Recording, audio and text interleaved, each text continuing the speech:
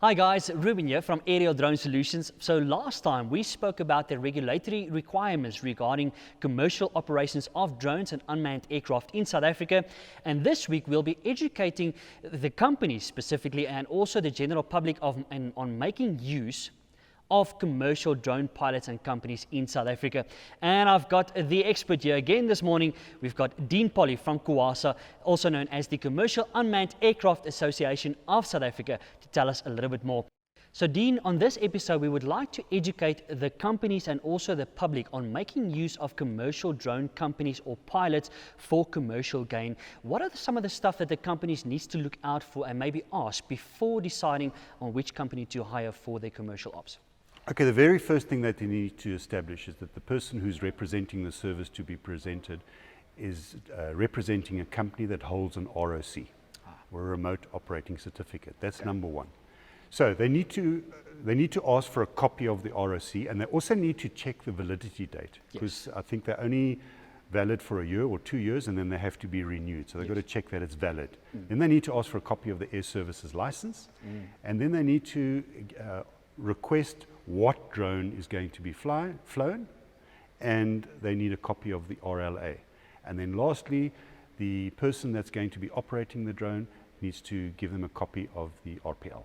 And that's very important for you to make note of. So as a company, please make sure that you ask these questions before you even request a quotation from a drone company, to make sure that you've got all the certifications and all the licensing in place before even making use of this commercial company. So let's say, for instance, that as a drone pilot that is not licensed and that does not have an ROC, they come out and they quote a company, for instance, to do a commercial operation. What can happen to that drone pilot if he's not licensed? Well, he'll be operating illegally. So according to regulations, he can be subject to a fine of 50,000 Rand, or he can face prison time. Now that is if he gets caught.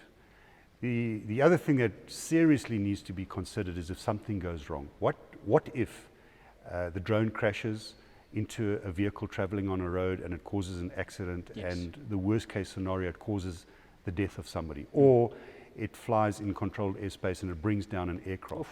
Well, then not only are you going to be hammered as far as the regulations are concerned, you're going to face civil damages, which could run into the millions, or you could face charges like of culpable homicide, which is even more serious, which could land you in some serious jail time. Of course. And I think what people might not know, especially if they just go out and purchase a drone for the first time, let's speak about, because you mentioned earlier that let's say you fly in controlled airspace and a drone gets what they call a flyaway. Not everybody knows about that. Maybe just explain briefly on that. What is a flyaway? Okay, so a lot of these drones that come into the country are manufactured in China, in other parts of the world. And they have been calibrated according to their GPS locations in those geographical regions. So when they come into South Africa, usually they need to be recalibrated. And if they're not, the system, if I could put it in a very simple term, is it gets confused. So if it initiates a return to home, it's not necessarily the place where it took off. It could be Hong Kong. And what it's doing is now flying to a predetermined GPS location that may be stored in its memory, or it just gets confused and it just takes off and it flies in a direction. So that's typically some of the reasons of how you'd get a flyaway. And that's where a lot of trouble can come in, and that's then where the liability insurance is important. Well, yeah, and then you've got no control over where that aircraft is going. Yes. You know, it's depending on where it is. If it's in built-up areas, when it eventually runs out of battery, it's going to crash. Yeah. Or it will do a controlled landing. In other cases, at least it's not going to fly too far. You're looking at a maximum of sort of 25 minutes flying time. Yeah. Dean, let's say, for instance, I've heard a lot of people saying, it doesn't matter, I'm going to buy a drone, they'll never catch me. How will they possibly catch me? What do you make of that? I think it's a rather irresponsible attitude to have, and it's the same as saying, you know, I'm going to buy a car and I'm not going to license it, or I'm going to get on the highway and I'm going to see if I can push it at 200 kilometers an hour. Will you get caught?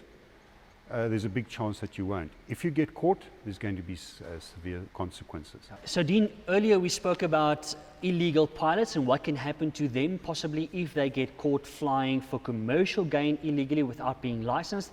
Let's say a company makes use of an illegal drone pilot or an illegal drone operator or business. What can happen to the company hiring these illegal pilots or drone companies?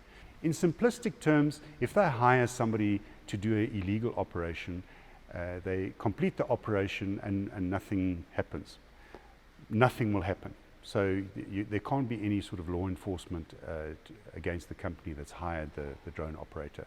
However, if an illegal operation is taking place because the company has hired that pilot or a company that is standing as if they are a ROC holder, and again when something happens and it causes an accident, a death or whatever, they're going to be party to that whole illegal operation.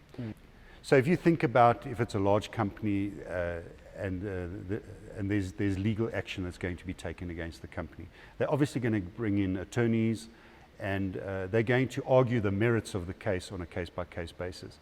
They could plead ignorance, that they honestly didn't know that it was an illegal operation, but there are going to be legal consequences to that. In terms of reporting an illegal drone operation or a drone pilot, how does that get done, Dean? Okay. So there is there's a formal process to report illegal drone operations to SACAA directly. At CUASA, we've started to take on reports from the general public as well. Oh, wow. So we record that and we pass that on to SACAA as well.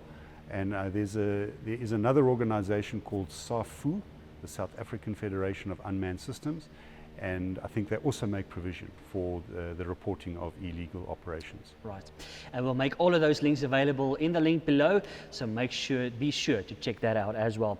Lastly, Dean, I think we would like to ask about more regulations, specifically commercially in South Africa. Where can people find out all this info, or more info on that? So the number one place to go to is the Civil Aviation Authority website. Download Part 101, the regulations, read through them carefully. Also, you can contact CUASA through their email address, info@cuasa.org, and the link is at the bottom, or you can go to the website, cuasa.org. That's it for this week. We'll be back next time. Cheers.